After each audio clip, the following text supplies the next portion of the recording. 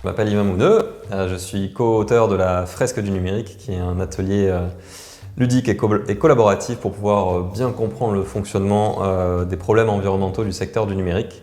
C'est un atelier qui s'inspire de la Fresque du climat et qui reprend la méthodologie de la Fresque du climat. Et qu'est-ce que je suis venu faire ici à l'Intercotour? Donc je suis venu pour justement animer un atelier de la Fresque du numérique, pour justement pouvoir diffuser ces messages, faire comprendre par un atelier assez pédagogique justement quels sont les problèmes environnementaux du numérique, qu'est-ce que peut faire la collectivité, les acteurs localement, qu'est-ce que peuvent faire la collectivité et les acteurs localement sur ces sujets.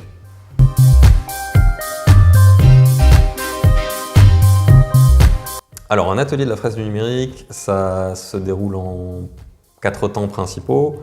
Donc il va y avoir un temps où les participants, donc l'animateur va distribuer aux participants des cartes de manière par lots successives. Le but, c'est que l'équipe de participants doit échanger, ils doivent chacun expliquer aux autres la carte qu'ils ont dans les mains, échanger entre eux, discuter entre eux pour voir un peu ce qu'ils en pensent et organiser les cartes qu'ils ont par lien d'implication.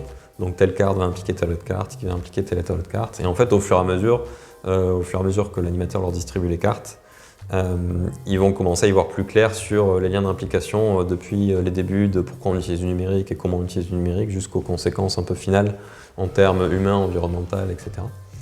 Donc ça, c'est la première étape, vraiment compréhension des enjeux, compréhension de la problématique. Ensuite, il y a une deuxième étape de créativité qui est très importante. En fait, c'est aussi de faire tourner un peu une autre partie de son cerveau, de clarifier cette fresque, de lui donner un titre, de se l'approprier, de rajouter des informations, des schémas, des illustrations. Voilà, ça donne vraiment quelque chose qui est assez visuel, assez clair et beau. Et après cette partie créative, il y a une partie restitution. Donc chaque équipe va montrer à l'autre équipe ou aux autres équipes ce qu'ils ont fait en termes de schéma, en termes d'écho, en termes d'organisation. L'animateur prend le temps pour tout réexpliquer aussi du début jusqu'à la fin. Et la dernière partie, c'est une partie où on va parler d'action. Donc après avoir bien compris le sujet et avoir fait toute la partie compréhension, on va parler de qu'est-ce qu'on peut faire justement pour avancer là-dedans. Donc réduire l'empreinte environnementale du numérique. Quels sont tous les leviers qu'on peut mettre en place, que ce soit à niveau individuel, à niveau d'une entreprise, à niveau collectif. Voilà, donc on va avoir un temps d'échange et de discussion entre les participants autour de ces actions-là.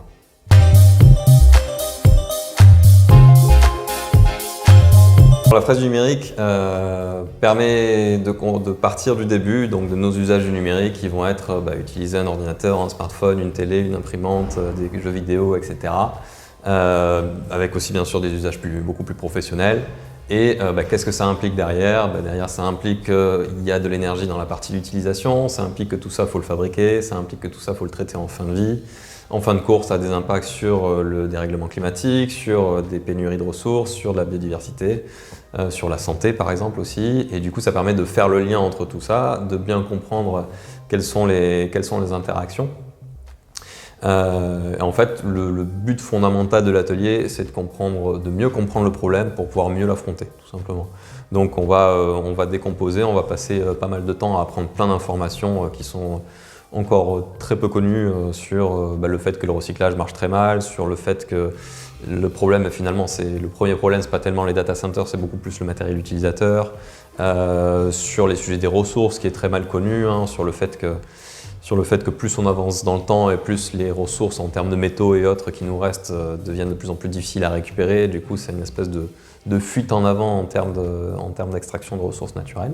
Et en fait, le fait de faire cet atelier, ça permet de connecter tout ça, de bien comprendre les enjeux, le problème, pour ensuite pouvoir réfléchir un peu plus à quelles actions mettre en place. Et donc, une partie de l'atelier, ça consiste aussi justement à discuter des actions qui peuvent être mises en place à titre individuel, à titre d'entreprise et à titre de collectif au sens large. Alors typiquement aussi bien au niveau au niveau associatif, au niveau collectivité, au niveau politique, au niveau éducation, etc.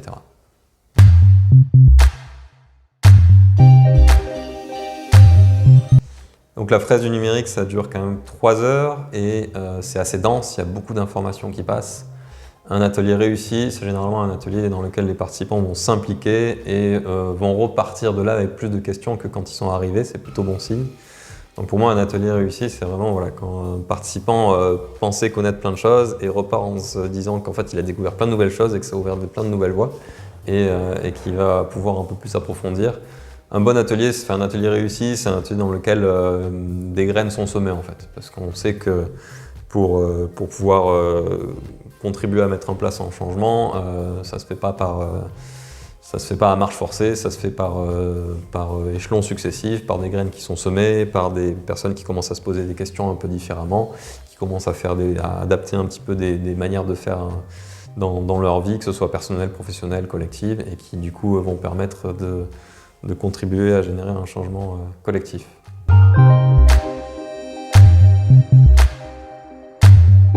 La fresque du numérique va se baser sur ce qui existe de mieux en termes de sources. Donc nous-mêmes, donc les auteurs Aurélien Deragne et moi-même Yvan Mouneux, on n'a pas eu vocation à créer de la connaissance sur ce sujet, donc on s'est basé sur ce qui existait de mieux. On va synthétiser des sources, donc il y a notamment le collectif Green IT avec Frédéric Bordage, il y a Eco-Info CNRS, il y a le Shift Project, il y a l'ADEME, il y a de plus en plus France Stratégie depuis 2020 qui a aussi fait pas mal de documentation sur ce sujet. Après il y a encore pas mal d'autres sources et d'études. Ce qu'il faut avoir en tête, c'est que c'est encore un gruyère, il y a beaucoup de données qui n'existent pas. Ça manque beaucoup de données et d'études sur ces sujets-là, malheureusement. Donc il y a plein de données, même pourtant assez élémentaires, qu'on n'a pas. Hein. Par exemple, le nombre de serveurs dans le monde, on a une idée de l'ordre de grandeur, on n'a pas de chiffre précis. Enfin, on est loin d'avoir des chiffres précis.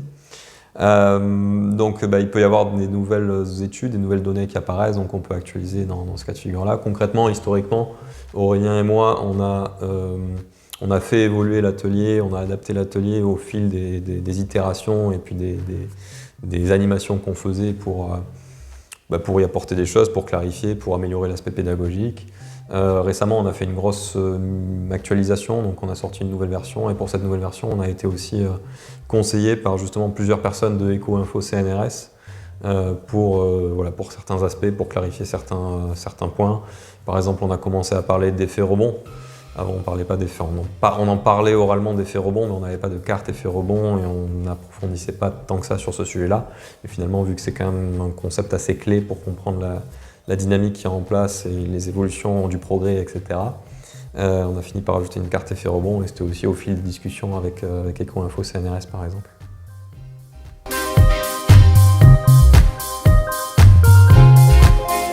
Dénumériser. En fait, sortir du tout numérique. Arrêter de penser que toutes les solutions passent par le numérique. C'est tout simple, hein, mais je prends un exemple qui peut paraître bateau, mais dans l'industrie de l'automobile, je ne sais pas à quel point c'est acté, mais pas mal de constructeurs veulent revenir à l'aiguille pour compter les kilomètres et plus avoir quelque chose de digital, parce qu'il y a plein de cas où en fait, le numérique n'a pas spécialement de valeur ajoutée. Il peut rajouter de la fragilité par contre, et il va consommer beaucoup plus de ressources. En fait, il y a plein de cas de figure où, je veux dire, il existe des grille-pains connectés, il existe des bouteilles d'eau connectées. Est-ce que l'humanité a besoin de ça? Je ne sais pas. Mon avis, c'est plutôt non. Mais il y a pas mal de choses finalement, des choses qu'on a numérisées qui ne servent pas à grand-chose. Est-ce que ça sert à quelque chose d'avoir un écran LCD sur sa machine à laver? Est-ce que ça sert à quelque chose d'avoir des publicités sur des écrans digitaux? Voilà. Alors que derrière, il y a un coût énorme qui va du coup reposer sur les temps à venir. Donc on vit un peu à crédit sur l'avenir pour ces choses-là. Donc tout simplement, il y a plein de choses qu'on n'est pas obligé de numériser. Donc dénumériser pour moi, c'est finalement la chose qui paraît la plus élémentaire et qui en fait est essentielle.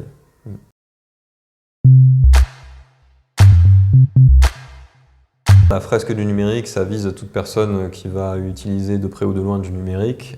Donc concrètement, ça ne concerne pas toute la population, mais ça concerne quand même une grosse part de la population. Il n'y a pas besoin d'être ingénieur ou de travailler spécifiquement dans le numérique, mais disons qu'à partir du moment où on est un peu habitué à avoir le numérique dans sa vie, forcément ça a un impact non négligeable sur l'empreinte carbone et sur le reste. Donc concrètement, ça vise à peu près tout le monde. Pour participer à la fresque du numérique, en fait il y a pas mal d'ateliers citoyens qui ont lieu, donc c'est un modèle de déploiement hybride avec une partie un peu plus pro et une grosse partie associative. Donc il y a une association, l'association de la fresque du numérique, avec pas mal de personnes qui se sont formées à l'animation, qui peuvent animer bénévolement. Donc on anime pas mal d'ateliers, enfin des bénévoles de l'association vont animer pas mal d'ateliers de manière bénévole dans des cadres divers et variés. Donc voilà, donc ça c'est ouvert à tous les citoyens, d'où le nom d'atelier citoyen. Et puis effectivement, il y a aussi la possibilité de le faire plus en interne, que ce soit collectivité, entreprise, etc. Et à ce moment-là, c'est un autre schéma avec un animateur pro qui va intervenir. Et c'est un modèle, en fait, c'est un modèle hybride qui s'inspire beaucoup du modèle de la fresque du climat, fait qu'il y a quelques détails près le modèle de la fresque du climat, et qui permet d'avoir un outil qui va se déployer dans les milieux pro, et dès que ça a lieu dans des milieux pro, ça finance l'association et ça permet à l'outil de se déployer dans les milieux, que ce soit citoyens, grand public, privé, scolaire, etc. Donc c'est un schéma hybride assez intéressant. Nous, notre but, c'est d'avoir sensibilisé 10 000 personnes d'ici la fin de l'année, on est déjà à 4 000. Et la fresque du climat, finalement, on s'inspire beaucoup, enfin moi je suis moi-même très impliqué dans la fresque du climat, Aurélien aussi. Donc on s'inspire aussi beaucoup de ces schémas-là de déploiement. La fresque du climat, on en est à 150 000 personnes qui ont participé à la fresque du climat. Et puis c'est un peu un schéma finalement exponentiel dans sa dynamique.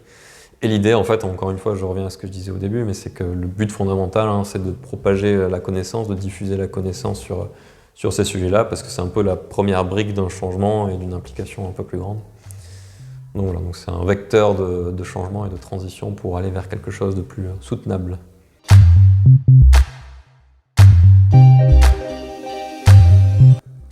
C'est pas notre objectif. L'objectif, c'est vraiment de rester sur quelque chose de low-tech. Donc, ce que vous avez pu voir aujourd'hui, donc des vraies cartes avec des vrais gens autour d'une vraie table, qui même en conditions un peu dégradées peut se faire sans table, à même le sol, dans un parc. Vraiment, il n'y a pas besoin finalement de grand chose pour avoir l'essentiel de l'expérience de l'atelier. On a du coup avec le Covid adapté une version distancielle, mais notre but c'est que cette version distancielle reste à terme quelque chose d'assez minoritaire et qu'on soit vraiment beaucoup plus dans le présentiel et dans le low-tech.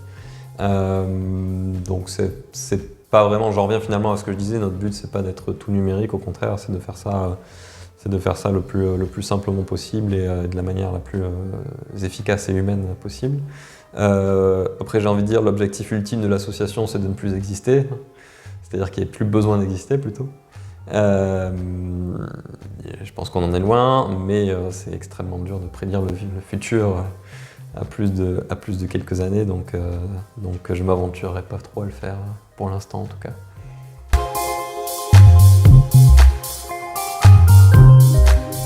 Je pense qu'on est dans la situation dans laquelle on est aujourd'hui, pas spécifiquement liée au numérique. Je pense qu'il faut dézoomer et regarder les sujets un peu plus à niveau macro. Un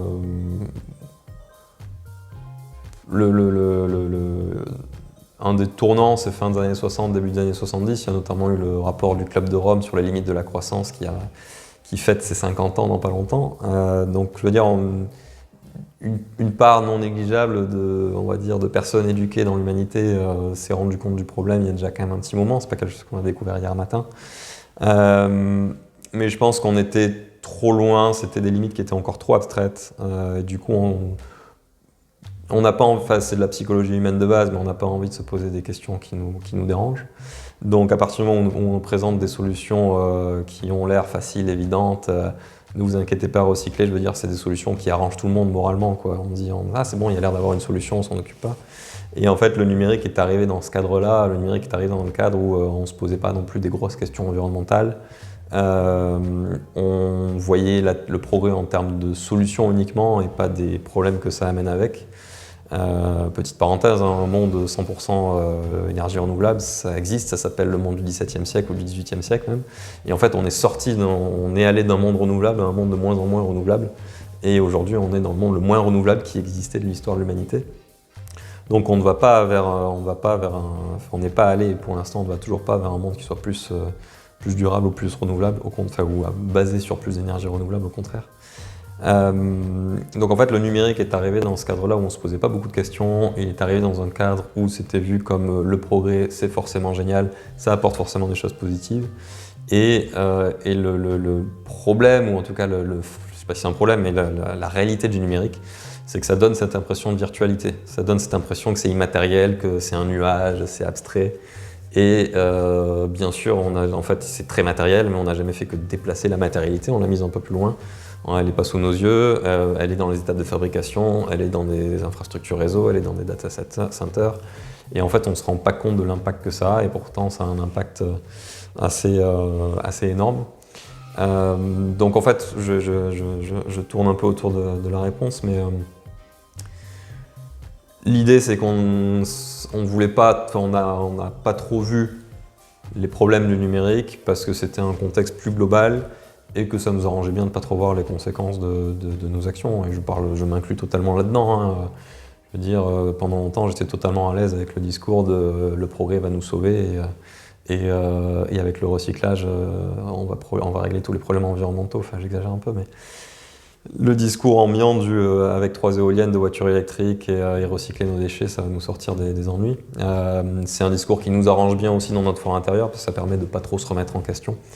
Et voilà, donc je pense que c'est pas le numérique à prendre de manière isolée, mais c'est le numérique qui s'est inscrit dans un contexte global et qui était dans ce discours-là.